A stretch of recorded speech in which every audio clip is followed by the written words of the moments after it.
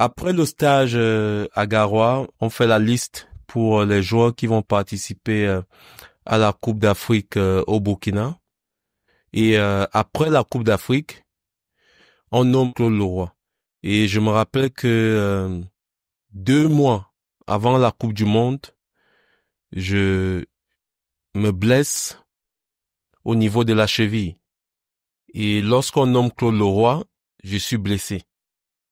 Mais seulement, je me suis rappelé, lorsque j'ai suivi le nom du coach Claude Leroy, que en 1994, Oui. durant la Coupe du Monde, j'avais dit à l'un de mes amis que la prochaine Coupe du Monde, j'y serai. Et après cette conversation, j'ai eu une autre conversation avec le papa et je lui ai dit, je vais participer à la prochaine Coupe du Monde si l'entraîneur est un Brésilien ou alors Claude Leroy. C'est incroyable, hein? Ouais, vraiment incroyable. Mais seulement avec ma blessure, je n'y prêtais plus attention. Une semaine, il n'y a pas d'évolution. 2 semaines, il n'y a toujours pas d'évolution sur la blessure. Et là, j'ai une conversation avec le coach Nyonga. Je lui dis que j'aimerais aller à Yaoundé pour voir un kiné. Il me dit, il n'y a pas de problème. Donc, j'arrive à Yaoundé, je commence les soins. 2 semaines après être arrivé à Yaoundé, ça allait déjà mieux. Je courais déjà, je ne ressentais plus aucune gêne. À la 3e semaine, je crois qu'Oton devait jouer à l'Ouest. Je ne sais plus exactement contre qui. Et à leur retour, le coach Nyonga est venu à la maison prendre des nouvelles, comment ça va et tout. Je lui dis ça va mieux. Ma cheville, j'ai déjà une liberté de mouvement au niveau de la cheville. Je me sens déjà bien. Physiquement, j'ai retrouvé mon niveau. Il me dit c'est bien et il faut déjà que tu rentres quoi. S'il y a un autre problème, on pourra régler ça là-bas. Mais il faut déjà que tu rentres parce qu'on a des matchs importants. Je dis d'accord. Donc je rentre avec l'équipe. Ils avaient joué, je crois, mercredi et ils rentraient jeudi. Donc je suis rentré avec eux. Et quand on arrive à Garoua, on a un entraînement le vendredi.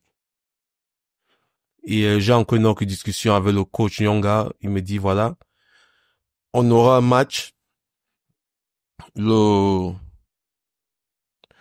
mercredi prochain à Douala, je crois, contre l'Union de Douala. Tu vois? Oui.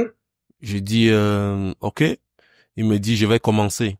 En fait, tu vas commencer le match. Oui, je vais commencer le match. D'accord. Je n'ai jamais senti le stress ou bien la pression. Pour moi, c'était toujours un plaisir de jouer. Donc, vendredi, je m'entraîne. Samedi, je m'entraîne. Et puis, lundi, on devait voyager pour Douala, pour jouer mercredi. Dimanche, avant le voyage, on annonce à la radio que notre match en retard contre le Canon va se jouer le dimanche après le match contre l'Union qui se jouait le mercredi.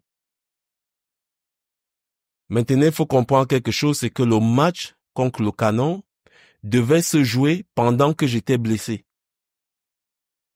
Et le match a été renvoyé, je me rappelle plus les raisons.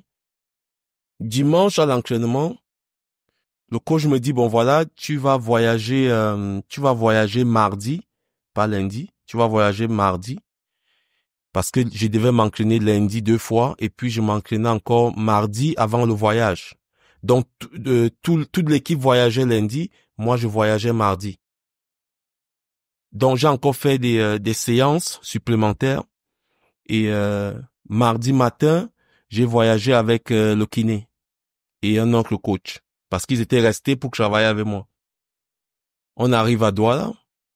J'ai une autre réunion avec le coach Nyonga. Il me dit, tu ne vas pas jouer à Douala. Tu vas jouer dimanche à Yaoundé parce que Claude Leroy sera là. Je lui dis, il n'y a pas de problème.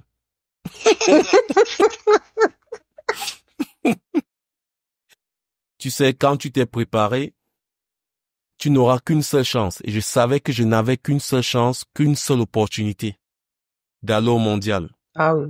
Il fallait que je joue devant Claude Leroy. Donc, on finit le match à Douala. Et on a joué mercredi. Jeudi, on descend sur Yaoundé.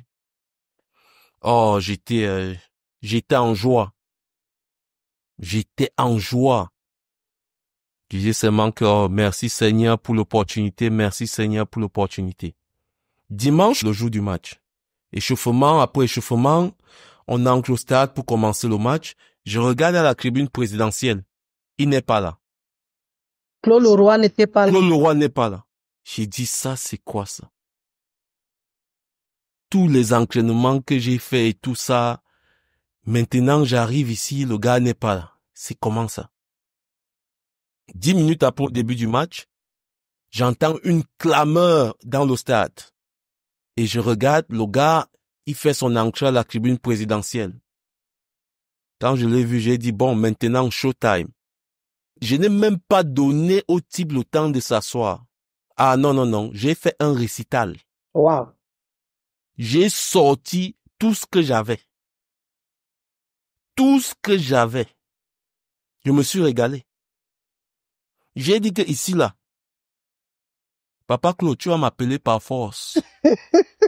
Non, j'avais fait un récital. C'est-à-dire que tout mon talent était dehors ce jour-là.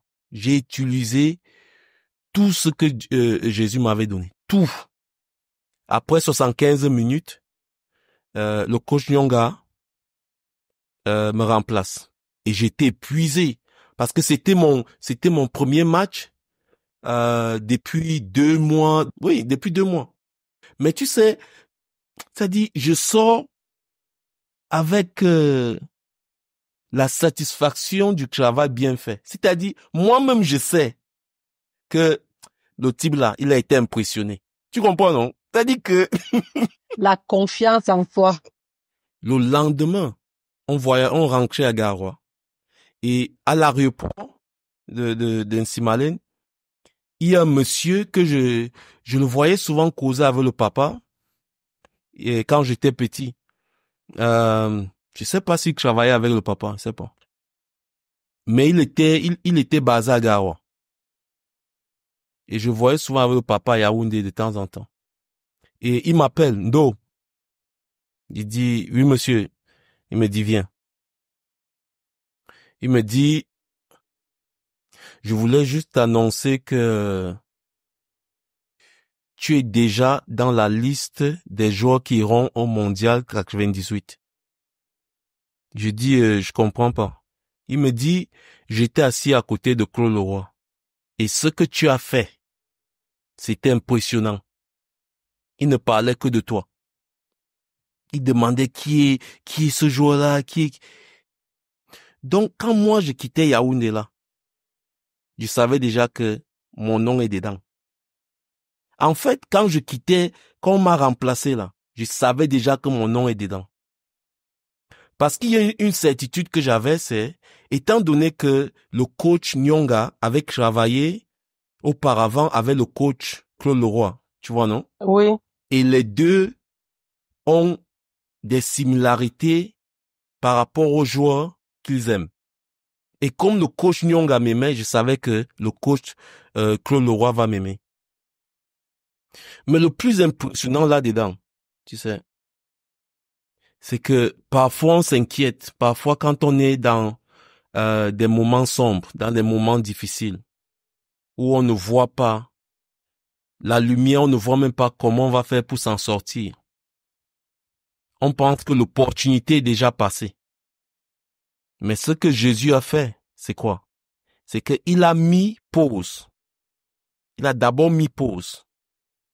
Et il a dit, allons d'abord régler le problème de la cheville. Et dans cette pause-là, il a pris le match contre le Canon. Il a dit, je garde ça. Quand tu finis de régler le problème, tu reviens, il met play. On continue comme si de rien n'était. Aïe, aïe, aïe. Mais tu sais, c'est après que j'ai su que le coach Claude Leroy ne devait même pas être au stade. Il avait son vol ce jour-là, Yaoundé-Paris, à, je crois, 23 heures, quelque chose comme ça. Il apprend qu'il y a un match, il dit, bon, allons d'abord au stade, et après le stade, on ira directement à l'aéroport. C'est-à-dire que Jésus a fait en sorte qu'il vienne au stade, juste pour moi. Mais quand tu vois le timing de ma blessure, je n'avais aucun espoir de participer à la Coupe du Monde. Tu comprends? Oui. Le temps que je revienne, le temps même que je reprenne les entraînements, il n'y avait aucun espoir. Mais il l'a fait. Jésus a dit, ne t'inquiète pas, petit. Je suis le seul qui peut faire l'impossible. Et il a mis tout en place que lorsque je vais revenir, tout cela va se mettre en unisson. Et ce sera parfait. Ah oui. Entre le match à Ne Douala, prends rien le match à facile. Yaoundé, le coach Claude Leroy qui doit partir à l'aéroport, mais qui s'arrête d'abord au stade, tout était coordonné d'une façon parfaite. Et puis là, après, je crois quelques semaines, on sort la liste des amateurs présélectionnés. Et durant le stage, on jouait, on faisait des matchs le matin, on faisait des matchs dans l'après-midi. J'étais dans une forme incroyable. Et je crois qu'il a aussi fait, il a fait exprès. En fait, il nous a mis, et nous étions les seuls, tous les joueurs de coton étaient dans la même équipe. Wow.